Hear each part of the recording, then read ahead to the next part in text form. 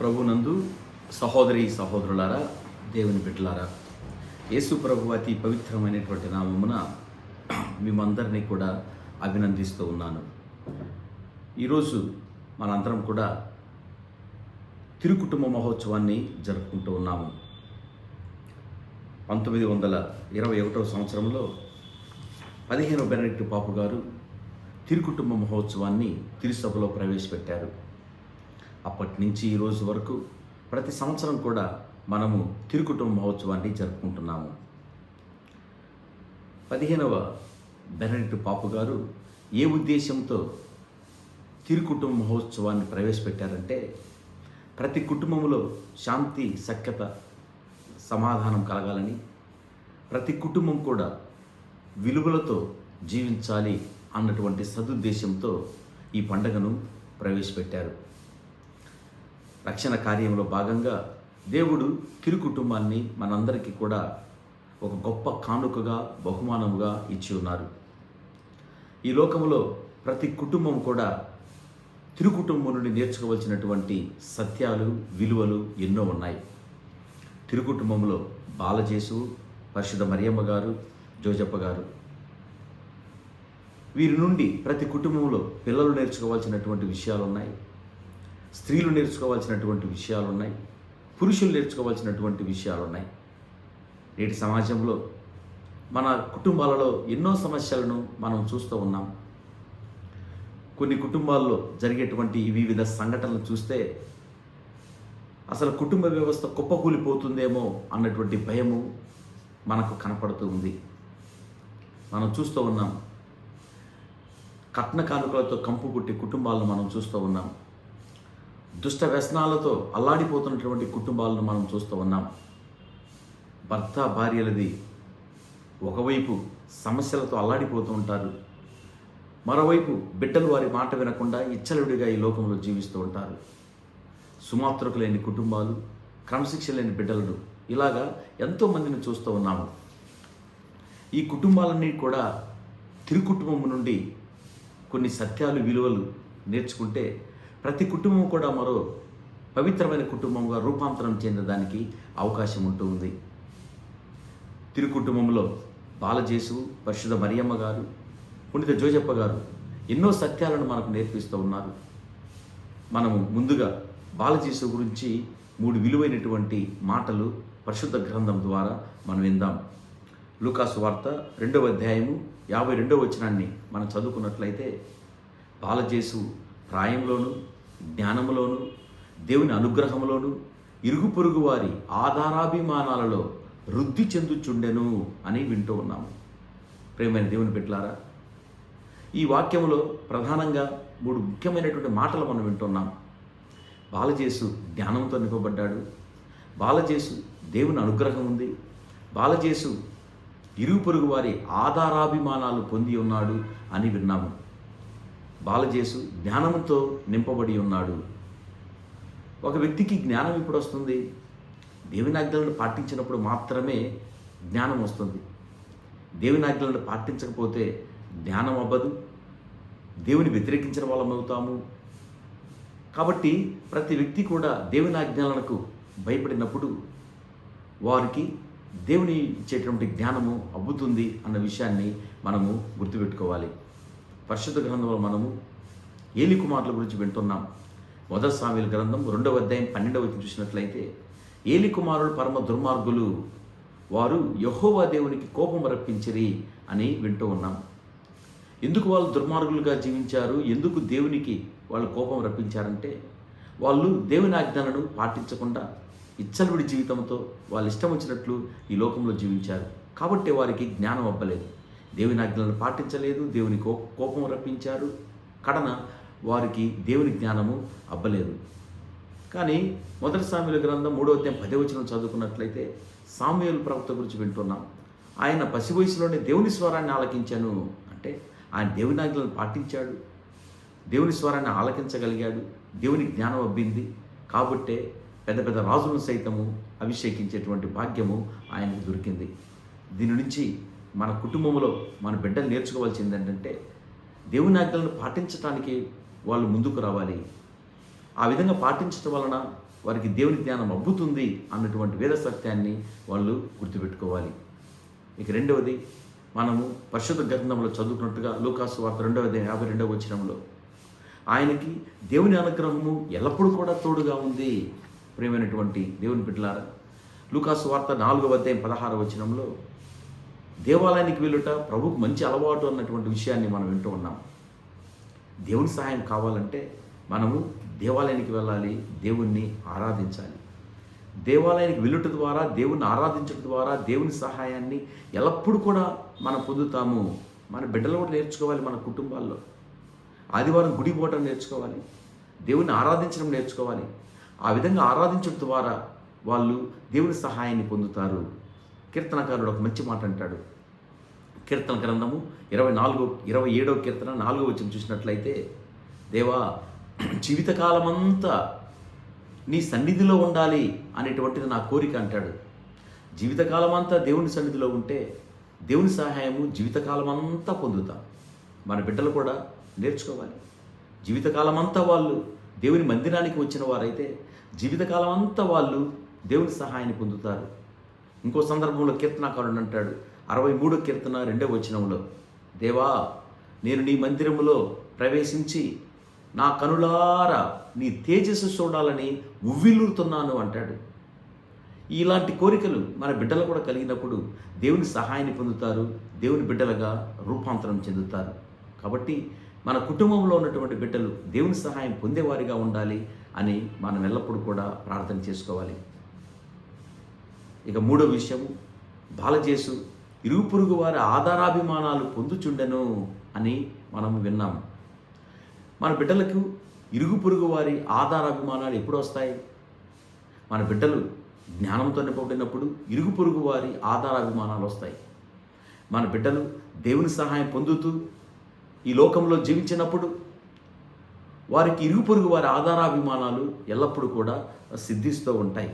అందుకే సీరాపుత్రుడైనటువంటి యేసు జ్ఞాన గ్రంథము 7వ అధ్యాయము 23-24 వచనాలలో ఈ విధముగా రాయబడి ఉన్నది. తల్లిదండ్రులారా, మీకు పుత్రులు కలరని వారికి క్రమశిక్షణ నేర్పించము.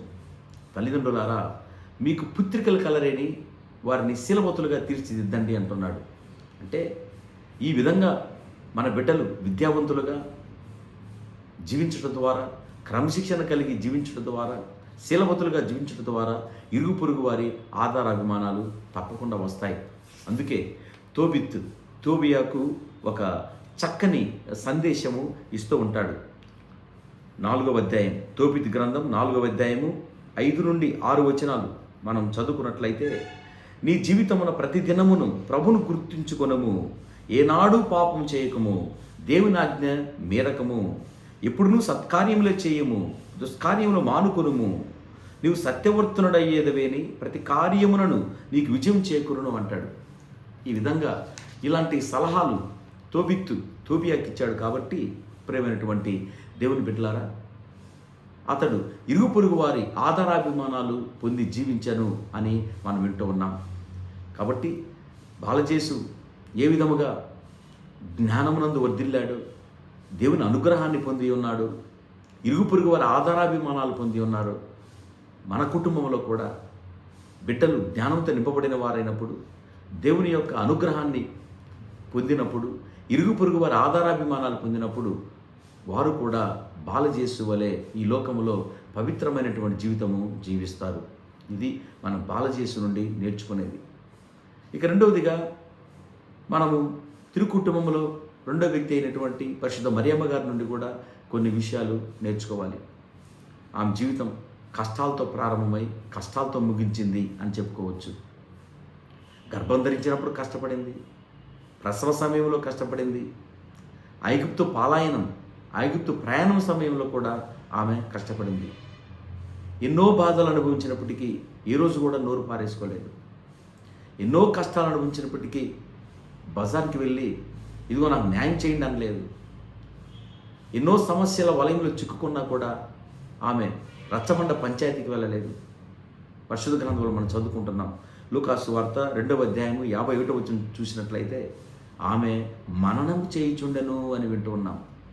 ప్రియమైన దేవుని బిడ్డలారా, ఆమెకి ఎన్ని కష్టాలు వచ్చినా కూడా దేవునికి చెప్పుకుంది. ఎన్ని కష్టాలు వచ్చినా కూడా దైవ చిత్తం ఏంటా అని తెలుసుకోవడానికి ప్రయత్నం చేసింది. ఎన్ని బాధలు వచ్చినా కూడా ఇందులో దేవుని ప్రణాళిక ఏంటి అన్నటువంటి ఆలోచన చేసిందే కానీ ఎక్కడ కూడా ఆమె నోరు పారేసుకున్నట్లు మనము పొరపాటును కూడా వినము. ఇలాంటి సమస్యల సుడిగుండంలో కూడా ఆమె బాలజేసును ఎంత గొప్పగా పెంచింది. ఆమె ఉడినే బడిగా చేసింది, ఆమె ఉడినే గుడిగా చేసింది. ఆమె ఉడిని గుడిగా బడిగా చేసి బాలజేసును ఒక మంచి బిడ్డగా ఈ లోకంలో పెంచింది. ప్రియమైనటువంటి దేవుని బిడ్డలారా, అందుకే పరిశుద్ధ మరియమ్మ గారిలో 3 సుగుణాలను చూస్తున్నాం. గాబ్రియెల్ సన్మనస్కుడు సందేశం తీసుకొచ్చినప్పుడు ఆమె అంగీకరించింది. రెండవదిగా ఐగుప్తు పలాయన విషయంలో జోజప్ప గారు ఇదిగో ఐగుప్తు దేశానికి వెళ్ళాలన్నప్పుడు అనుమానం లేకుండా ఆమె వెంటనే మనము ఐగుప్తు దేశానికి పోదాము అని చెప్పగలిగింది. ఇక మూడవది ఆనందంతో దేవుణ్ణి స్తుతించటం. అంగీకరించింది, అనుమానం లేకుండా జీవించింది. మూడవది ఆనందంతో హృదయంలో దేవుణ్ణి స్తుతించింది. ఏం అంగీకరించింది?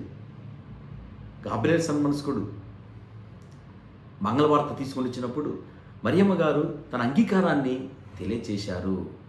మనము పరిశుద్ధ గ్రంథములో లూకాసు వార్త 1:38 చదువుకున్నట్లయితే అంతటా దూత వెళ్ళిపోయాను అని వింటున్నాం. ఇందులో ఎంతో అర్థం ఉంది. ఎందుకు దూత వెళ్ళిపోయింది? పరిశుద్ధ మరియమ్మ గారు అంగీకరించారు కాబట్టి దూత వెళ్ళిపోయింది. ఆమె వెంటనే అంగీకరించకపోతే ఇంకా కొంతసేపు దూత అక్కడే ఉండేదేమో, లేదా పరిశుద్ధ మరియమ్మ గారు నమ్మేంత వరకు కూడా దూత అక్కడే ఉండేదేమో. సన్మనస్కుడు సందేశం తీసుకురావటం, పరిశుద్ధ మరియమ్మ గారు అంగీకరించటం, దూత అక్కడి నుంచి నిష్క్రమించటం. కుటుంబంలో స్త్రీలు కూడా తెలుసుకోవాలి, దేవుని చిత్తం ఏంటో తెలుసుకోవాలి. తెలుసుకోవడం మాత్రమే కాదు, అంగీకరించాలి. ఆ విధంగా అంగీకరించగలిగితే నీవు నీ పాత్ర చక్కగా పోషించినట్లు అని గుర్తుపెట్టుకోవాలి. ఇంకా పరిశుద్ధ మరియమ్మ గారిలో రెండవ లక్షణము అనుమానం లేకుండా జీవించింది. ఐగుప్తు పలాయనము విషయంలో ఈ యొక్క లక్షణము పరిశుద్ధ మరియమ్మ గారిలో మనం చూస్తూ ఉన్నాం.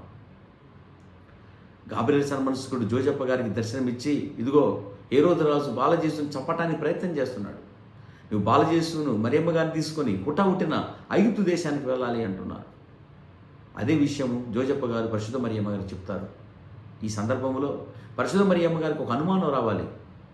ఇన్ని విషయాలు గాబ్రియెల్ సన్మనస్కుడు నాకు చెప్పారు కదా, ఐగుప్తు దేశానికి పోయే విషయం చెప్పలేదే అంటే జోజప్ప గారు కుట్ర పన్నుతున్నాడా, నా మీదేమన్నా కుట్ర చేస్తున్నాడా అన్నటువంటి అనుమానము పరిశుద్ధ మరియమ్మ గారికి వచ్చి ఉండాలి. కానీ పొరపాటు కూడా రాలేదు. ప్రియమైనటువంటి దేవుని బిడ్డలారా, పరిశుద్ధ మరియమ్మ గారు ఒక క్షణం కూడా అనుమానం లేకుండా, ఆ అనుమానం అనేటువంటి నీడ ఆ మీద పడకుండా ఈ లోకంలో జీవించింది. అట్లాగనే కుటుంబంలో స్త్రీలు అనుమానాలు లేకుండా జీవించాలి. దేవుని సందేశానికి అంగీకారాన్ని తెలపాలి, అనుమానాలు లేకుండా జీవించాలి. మూడోది పరిశుద్ధ మరియమ్మ గారిలో మనం చూస్తూ ఉన్నాం, ఆనందంతో హృదయములో దేవుణ్ణి స్తుతించింది. లూకాసు వార్త 1:46 చూసినట్లయితే నా హృదయము దేవుని స్తుతించుచున్నది అని ఆమె గంటపదంగా చెప్పగలిగింది. సమస్యలు లేవని కాదు, ఆమెకి ఎన్నో సమస్యలు ఉన్నాయి, అయినా కూడా ఆమె హృదయం నిరంతరము దేవుణ్ణి స్తుతించింది. ఎన్ని సమస్యలు ఆమె జీవితాన్ని చూస్తే, సిమియోను ప్రవచనం అయినా కూడా ఆమె దేవుణ్ణి స్తుతించగలిగింది. ఐగుప్తు పలాయనం దేవుణ్ణి స్తుతించగలిగింది. స్లీవలో ప్రభు వేలాడటం, స్లీవ నుండి దింపబడటం, సమాధి చేయబడటం, ఈ సంఘటనలన్నిటిలో కూడా ఆమె ఒక్క మాట కూడా అనకుండా, నోరు పారేసుకోకుండా అన్ని తన హృదయంలో మననం చేస్తూ దేవుణ్ణి స్తుతించగలిగింది. ప్రియమైనటువంటి దేవుని బిడ్డలారా, ఈ విధముగా ప్రతి కుటుంబంలో కూడా పరిశుద్ధ మరియమ్మ గారిలో ఉన్నటువంటి 3 లక్షణాలు, అంగీకారము, అనుమానం లేకుండా జీవించటము, ఆనందముతో దేవుణ్ణి స్తుతించటం, ఇవి చేయగలిగితే ఆ కుటుంబము తిరుకుటుంబముగా రూపాంతరం చెందుతుంది. ఇక తిరుకుటుంబంలో 3 వ్యక్తి అయినటువంటి జోజప్ప గారి నుండి కూడా మనం 3 ముఖ్యమైనటువంటి విషయాలు నేర్చుకోవచ్చు. మొట్టమొదట జోజప్ప గారి గురించి చెప్పాలంటే కష్టపడి పనిచేస్తూ కుటుంబాన్ని పోషించగలిగాడు. జోజప్ప గారిలో ఉన్నటువంటి గొప్ప సుగుణం ఏంటంటే కష్టపడి పని చేయటం. బహుశా యేసు ప్రభు కూడా ఈ కష్టపడి పనిచేసే మనస్తత్వాన్ని జోజప్ప గారి నుండి నేర్చుకొని ఉంటాడు. జోజప్ప గారు ఒక వడ్రంగిగా ఎంత కష్టపడి కుటుంబాన్ని పోషించాడు, ఎంత కష్టపడి కుటుంబానికి అలాంటి లోటు కొరత లేకుండా చేశాడు, ఎంత కష్టపడి ఆర్థికపరమైన చిక్కులు సమస్య లేకుండా చేశాడు. ఈ కష్టమే బాలజేసు నేర్చుకున్నాడు. బహిరంగ సమయంలో కూడా సువార్త బోధించేటప్పుడు ఒకసారి శిష్యులు అంటున్నారు, ప్రభు ఈరోజు మా గ్రామంలో ఉండండి అన్నప్పుడు, లేదు లేదు నేను వేరే గ్రామానికి కూడా వెళ్ళి సువార్త ప్రకటించాలి అంటాడు. అంటే కష్టపడి పని చేయాలి, నేను కష్టపడి ప్రతి గ్రామం తిరగాలి, సువార్త పరిచర్య చేయాలి అన్నటువంటి ఆలోచనను, అంటే ఆ కష్టపడి పనిచేసే మనస్తత్వాన్ని మనము బాలజేసులో చూస్తున్నామంటే అది జోజప్ప గారి నుండి బాలజేసు నేర్చుకున్నారు. ఇక రెండవ గొప్ప గుణము మనము జోజప్ప గారిలో చూస్తున్నాం. ఆయన మౌనముని ఆయన పెద్దగా మాట్లాడినట్లు ఎక్కడ కూడా మనం చూడము. చాలా చాలా తక్కువ మాట్లాడాడు. ఆయనను మౌనముని అని కూడా పిలవచ్చు. నేటి సమాజంలో ఎవరైనా మౌనముగా ఉంటే వారిని హేళన చేస్తాం. వారి గురించి చెడు ప్రచారము చేస్తూ ఉంటాము. కానీ మౌనంగా ఉండేవాళ్ళు ఎంతో చక్కని సందేశాన్ని ఇస్తూ ఉంటారు. మనము కొన్ని ప్రకృతులు చూస్తూ ఉంటాము. చల్లగాలి, పారే నీరు, చందమామ, గడ్డిపూస, మరియు పర్వతాలకు వెళ్ళి తపస్సు చేసేటటువంటి ఋషులు, వీళ్ళందరూ కూడా మౌనంగానే ఉంటారు. కానీ ఎంత గొప్ప సందేశం ఇస్తూ ఉంటారు. జోజప్ప గారు కూడా మౌనముగా ఉండి దేవుని చిత్తాన్ని తెలుసుకొని, దేవుని ప్రణాళికలు తెలుసుకొని ఆయన సమాజానికి ఒక గొప్ప సందేశం ఇచ్చాడు. ప్రియమైనటువంటి దేవుని బిడ్డలారా, తెలుగులో ఒక సామెత ఉంది, ఏమీ లేని ఇస్త్రాకు ఎగిరిగిరి పడుతుంది, అన్ని ఉన్న ఇస్త్రాకు అణిగిమణిగి ఉంటుంది. జోజప్ప గారికి దేవుని వరాలు పొందినటువంటి బిడ్డ కాబట్టి ఆయన అణిగిమినిగి ఒక మంచి వ్యక్తిగా ఈ లోకంలో జీవించాడు. ఇక మూడవది పరిశుద్ధ గ్రంథంలో వింటూ ఉన్నాం. జోజప్ప గారు నీతిమంతుడు. మత్తయి సువార్త 1వ అధ్యాయము 19వ వచనం. నీతిమంతుడు అని పరిశుద్ధ గ్రంథం చెప్తుంది. ఎలా నీతిమంతుడు? ఆయన ఎలా నీతిమంతుడు అంటే, నేను మాత్రమే కష్టపడి పని చేస్తున్నాను కాబట్టి నేను గొప్పలు చెప్పుకుంటాను, నేను మాత్రమే కష్టపడి పని చేస్తున్నాను, నా ఇష్టం వచ్చినట్టు నేను ప్రవర్తిస్తాను అని ఎప్పుడు కూడా చెప్పుకోలేదు. ఆయన చేసే ఆ కష్టమైనటువంటి పని అతన్ని నీతిమంతునిగా చేసింది. ఆయన చేసేటువంటి ఆ పని ఇష్టపూర్తిగా చేశాడు కాబట్టి అతన్ని నీతిమంతుని చేసింది. ఈ విధంగా జోజప్ప గారు నీతిమంతుడుగా జీవించగలిగాడు కాబట్టే ఆ కుటుంబము తిరుకుటుంబముగా రూపాంతరం చెందింది అన్న విషయాన్ని మనం తెలుసుకోవాలి. నేటి సమాజంలో ప్రతి కుటుంబంలో ప్రధానంగా 6 సమస్యలు చూస్తూ ఉంటాము. అహంభావం, అనుమానము, అక్రమ సంబంధాలు, ఆశలు, ఇవన్నీ కూడా పెద్ద సమస్యల కుటుంబాల్లో. వీటన్నిటి నుండి ఈ సమస్యలన్నీ కూడా జయించగలిగాడు, ఈ శోధనలన్నీ కూడా జయించగలిగాడు కొన్ని జోజప్ప గారు. కాబట్టే జోజప్ప గారిని నీతిమంతుడు అని మనం పిలవచ్చు.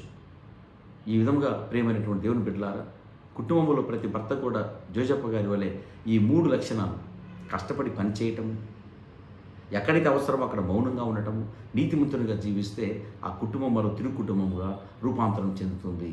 కాబట్టి మన కుటుంబాలు తిరుకుటుంబాలుగా రూపాంతరం చెందాలంటే బాలజేసు వలె బిడ్డలు జీవించాలి, మరియమ్మ గారి వలె స్త్రీలు అనగా భార్యలు జీవించాలి, జోజప్ప గారి వలె భర్తలు అనగా పురుషులు జీవించగలగాలి. మన కుటుంబాలు పవిత్రమైన కుటుంబాలుగా ఉండాలన్నా, తిరుకుటుంబాలుగా ఉండాలన్నా బైబిల్ గ్రంథము 3 ముఖ్యమైనటువంటి సూత్రాలు కూడా మనకు చెప్తూ ఉంది. ఇవి చాలా ముఖ్యమైనటువంటి సూత్రాలు. మొట్టమొదటిది, భార్యాభర్తలు బడాయి మాటలు చెప్పుకోకూడదు. రెండవది, భార్యాభర్తలు ఒకరినొకరు మనస్ఫూర్తిగా అర్థం చేసుకోవాలి. మూడవది, భార్యాభర్తలు ఒకరి కోసం ఒకరు ప్రార్థన చేసుకోవాలి. మొట్టమొదటి విషయం, భార్యాభర్తలు బడాయి మాటలు చెప్పుకోకూడదు. పునీత యోహాను గారు ఒక మాట అంటారు, తాను రాసినటువంటి మొదటి లేఖ 3వ అధ్యాయం 18వ వచనంలో, బిడ్డలారా, మీ మాటలు కేవలం సంభాషణములు మాత్రమే కాక క్రియారూపం దాల్చే విధముగా మీరు జీవించండి అంటాడు. అంటే భార్యాభర్తలు చీటికి మాటికి ఊరక మాట్లాడుకోవటం కాదు, ఊరక సంభాషించుకోవటం కాదు, ఏదైతే మాట్లాడతారో దానిని నెరవేర్చడానికి ప్రయత్నం చేయాలి. ఎప్పుడైతే ఒకరు చెప్పినటువంటి మాట నెరవేర్చుకుంటారో ఇంకొకరికి వాళ్ళ మీద నమ్మకం కలుగుతుంది. భార్య కేవలం సంభాషణ మాత్రమే కాకుండా ఆమె చెప్పిన పని చేయగలిగితే భర్తకు నమ్మకం కలుగుతుంది. భర్త కేవలం తన మాటలను సంభాషణ పరిమితం చేయకుండా తాను చెప్పిన మాట తాను నెరవేర్చగలిగితే భార్యకి నమ్మకం కలుగుతుంది. కాబట్టి భార్యాభర్తలు ఎప్పుడు కూడా నోటుకొచ్చిన కాడికి మాట్లాడుకోకుండా, ఊరకనే మాట్లాడుకోకుండా వాళ్ళు ఏదైతే చేయగలుగుతారో అవే వాళ్ళు చెప్పగలగాలి. అలాంటప్పుడు వాళ్ళ బంధాలు బలపడుతూ ఉంటాయి. ఇక రెండవ సూత్రం, ప్రేమైనటువంటి దేవుని బిడ్డలారా, భార్యాభర్తలు ఒకరినొకరు మనస్ఫూర్తిగా అర్థం చేసుకోవాలి. పరిశుద్ధ గ్రంథంలో మనం పుణ్య కుటుంబాలు చూస్తున్నాం. ఈసాకు కష్టాల్లో ఉన్నప్పుడు రెబ్కా మనస్ఫూర్తిగా అర్థం చేసుకోగలిగింది. అలాగే రెబ్కా కష్టాల్లో ఉన్నప్పుడు ఈసాకు అర్థం చేసుకోగలిగాడు మనస్ఫూర్తిగా. అట్లాగనే ఎల్కానా హన్నా కుటుంబాన్ని చూస్తున్నాం. హన్నా సంతాన భాగ్యం లేదు, దుఃఖిస్తుంది, శోకిస్తూ ఉంది, దేవాలయాన్ని 10 సార్లు పోతూ ఉంది రోజుకి.